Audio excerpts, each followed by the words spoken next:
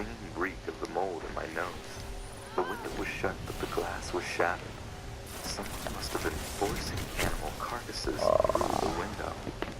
Don asked what I'd seen, and I told him. He didn't like my revelation one bit, and just wanted to leave as quickly as possible. So we went home. Months later, I tried to find the trailer again, but either couldn't remember where it was, or someone had removed it. Whatever happened to that trailer of bones, I'll never know. Zone A lost. Zone C neutralized. Zone B I was raised in the city of Atlanta. There is lots to explore, and we find more places every day. Much of what we find is outside of the metro area. We use Google Earth looking for abandoned shacks, buildings, and other things. Then we go explore.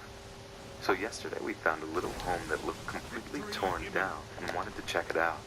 So we walked through some woods during the midday and arrived. As usual, we knock and yell, announcing that we are here and aren't robbers or cops. We have stumbled upon people robbing copper from abandoned houses multiple times. It is better to let them know you are there than to run into them. Nobody answered, so in we went. We weren't scared. We've done this type of stuff a lot and barely ever come across unusual things. So as we start searching, we notice the floor feels hollow. We peeled back a smelly rug and found a little hatch.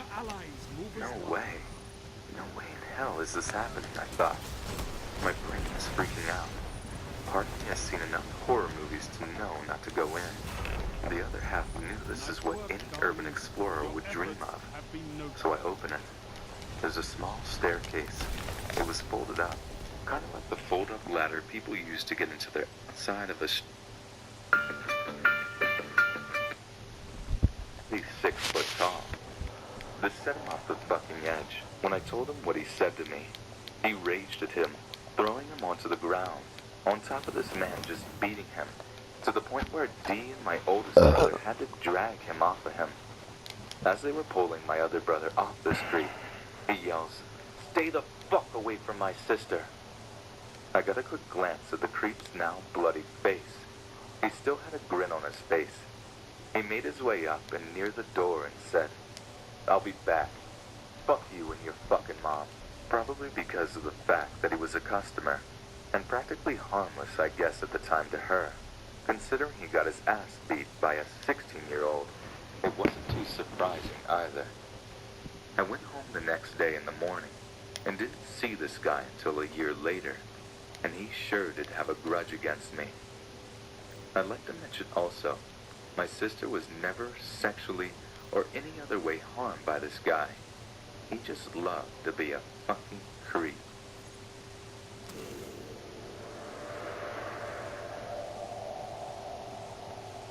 This is about 9 or 10 years ago, when The Nightmare Before Christmas in 3D came out in theaters. I was about 12 at the time, and was one of those kids who was obsessed with the movie. I'd explained to my parents why it was necessary that I see the movie in 3D, so we decided to go to Dublin, a city my dad worked in that's about an hour away from where I lived, and go visit my dad's workplace, then go for lunch in the movie. Now, since I was an edgy preteen, I explained to my parents that I needed to sit by myself. They compromised and said they would sit in the row behind me so they can at least keep an eye on me. The theater made us go through what seemed like an hour of previews before the actual movie started. But that was okay because halfway into the previews, I needed to go to the bathroom. I turned around to tell my mom, and she offered to go with me. I got mad and said I can go by myself. She then pulled out my cell phone from her purse. This was around the time of flip phones, and I never really cared to have a cell phone, so I always left it lying around, and told me if something happens, to call her. I rolled my eyes and said okay and left for the bathroom. While walking to the bathroom, I feel the presence of this guy walking behind me, but he was walking uncomfortably close. I could hear him breathing out of his mouth. I get to the bathroom and open the door, and surprise, surprise, the bathroom was filled with other women and girls. I turn around and see the guy had sat on a bench and started staring at the floor. He was tall and lanky with long, greasy blonde hair.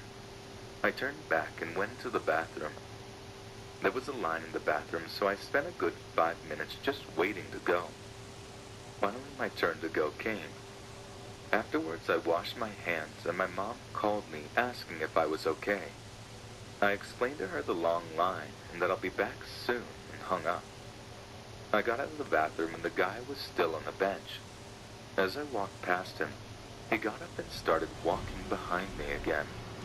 I had my phone gripped in my hand, and I know what you're thinking, but no, I wasn't planning on calling my mom. I thought I was a badass and was planning on throwing my phone at him and then proceeding to kick his ass. My dad had spent most of my childhood teaching me how to fight and defend myself in case something like this happens. I got in the theater and sat back in my seat, and the guy sat in the same row a few seats down. The movie had finally started, and I couldn't even enjoy it because I felt the cold stare coming from this guy. The theater was somewhat empty, so this guy could have sat wherever he wanted, but he chose to sit by me. About 15 minutes into the movie, I noticed him shifting one seat closer. I looked back at my parents to see if they noticed, but instead they're enjoying the movie, so I start to think, if this guy moves one seat closer, I'll start a scene. I must have zoned out on the movie because the movie is about halfway in, and the guy is now 2 seats away from me. He's leaning in, and his arm is resting on the seat next to him, as if he's ready to grab me. Without taking my eyes off the screen, I thought, this is it. I'm gonna knock this guy out. When I hear my dad yell, "Get the fuck away from my daughter before I break your neck," my mom threatens to call the cops. I look and see that the guy starts to run out, but really wanting to go out with the promise I made to myself, I throw my phone at him.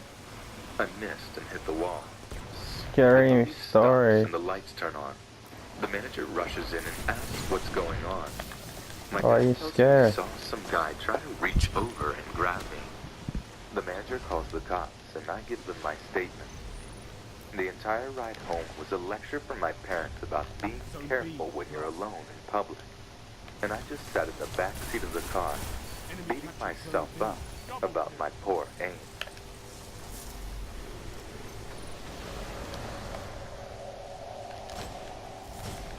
I don't believe in the law of attraction as a general rule.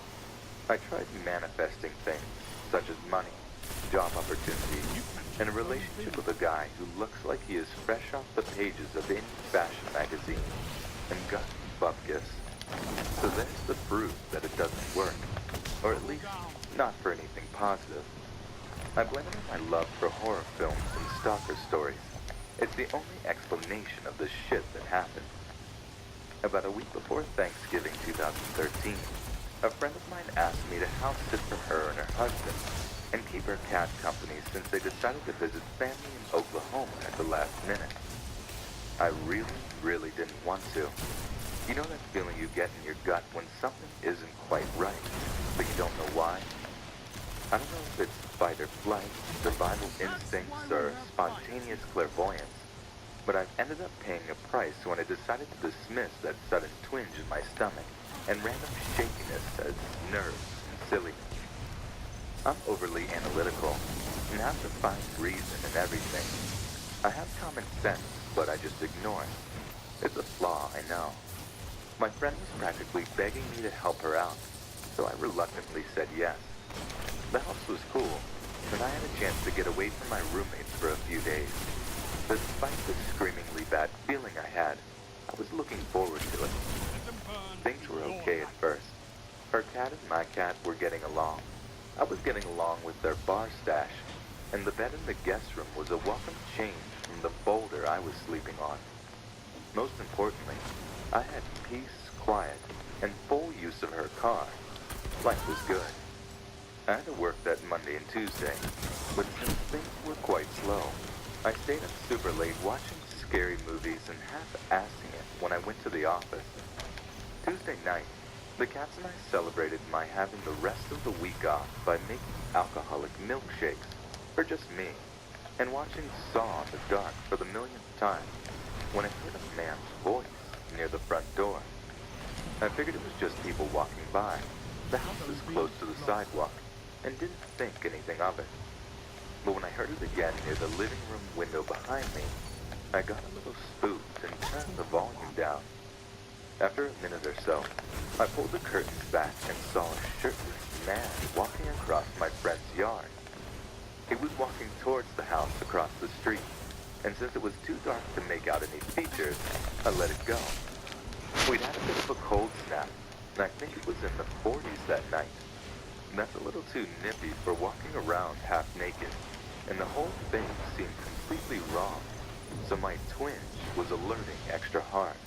Plus, I was creeped out by what had just occurred, and the movie, so I called it a night and went to bed. Enemy captured I Zone reasoned B. that since this city is crazy, I passed by and exchanged pleasantries with people who were as naked as the day God made them in broad daylight. Heavy ammo This was nothing to available. fret about. 5 minutes I double-checked the locks and the doors and the windows to be sure, though. Wednesday was pretty normal, for the most part. I hit the gym, went to Starbucks, and FaceTime with my friend, listening to her complain about her relatives and how much her hometown sucks, and later ran errands. YOLO'd a little more on the bar stash, and indulged in a good What a Netflix. bitch. It was a good day, and in hindsight, I think I was just being set up for what was going to happen later in the day. Kind of like the calm before the storm, the other shoe dropping, paying for having such a nice day, etc. Wednesday night, I was in my usual spot in the living room, watching some cheesy horror movie on Netflix, when I kept hearing tapping and scraping sounds on all of the windows. I just ignored it at first, since it was intermittent, and it was kind of windy outside, but soon ditched that idea as I realized that it was rhythmic and deliberate. The person doing it was deliberately going from window to window on the first floor, and with the living room and kitchen being set up in a sort of horseshoe design, I felt like I was being hunted. It sounded like metal on glass, so I figured whomever was doing this had a knife that they were using to knock on the windows and making it slide across the glass. Tap, tap, scrape. Tap, tap, scrape. Zone And B so on and so neutralized. forth. There may have been a chuckle or two as the guy slowly walked back and forth between the windows. I don't think I've ever heard anything as menacing as this asshole's laugh. He was clearly enjoying what he was doing. Whenever I read stories about stalking or general creepiness, I've always pictured myself in the OP's shoes as I read the story, thinking about what I would do or how I would respond if it were me. I've mostly been a huge chicken in these visualizations, but this time, it really was me, and I was mostly a huge chicken. Nothing if not consistent, I guess. Oddly enough, I wasn't outwardly scared.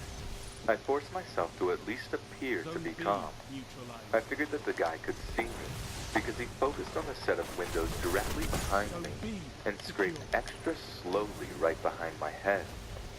I was not going to let him know I was afraid, Victory even though I was on the verge of spontaneously watering the couch. I continued to sit on the couch cross-legged, frozen. I felt my heartbeat speed up. I noticed a sudden dryness in my mouth, and I realized with a sinking feeling that my phone was upstairs.